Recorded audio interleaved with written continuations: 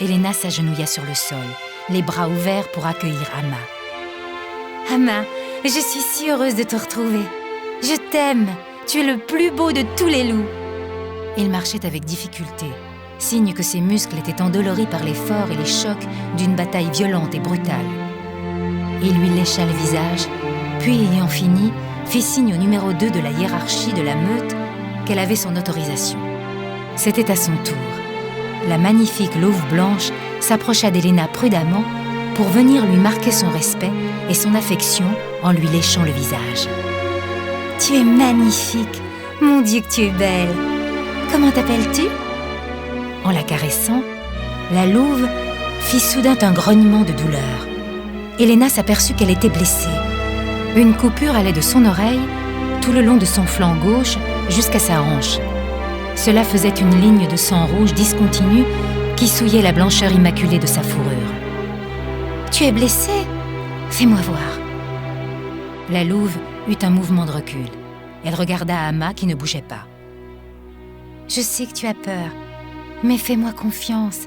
Laisse-moi t'aider. » Elena parlait avec une voix douce, le regard vers le sol, une main tendue sous le museau de la louve. Lentement, Elena lui caressa la tête et très lentement, centimètre par centimètre, gagna sa confiance. « Oui, tu es belle, tu es belle, tu es la plus belle. Tout va bien se passer.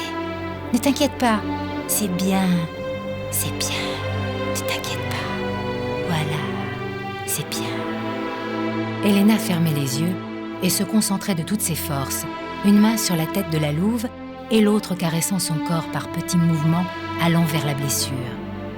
Elle avait un pouvoir qu'elle ne savait pas expliquer. Elle s'était rendue compte qu'elle pouvait accélérer la guérison par l'application de ses mains d'une certaine façon. Ce qu'elle ne savait pas expliquer, en fait, était que le champ magnétique de ses mains avait le pouvoir de rechercher dans le corps les cellules souches. Ces cellules si précieuses car non déterminées et capables de reconstituer n'importe quel organe abîmé. Sa main gauche, sur la tête, demandait au cerveau d'envoyer l'ordre, et la main droite, en balayant le corps, stimulait le déplacement des cellules souches en les guidant vers les endroits en difficulté.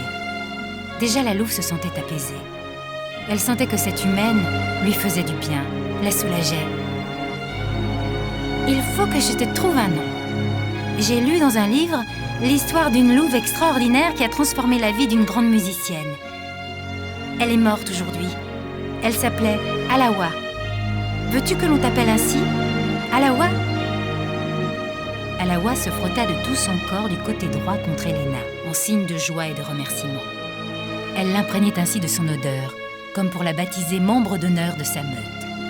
Puis, toutes les têtes se dressèrent en même temps, les oreilles droites pointées vers le sud, et Ama se mit en mouvement, donnant le signal du départ instantané de sa meute qui disparut dans la forêt.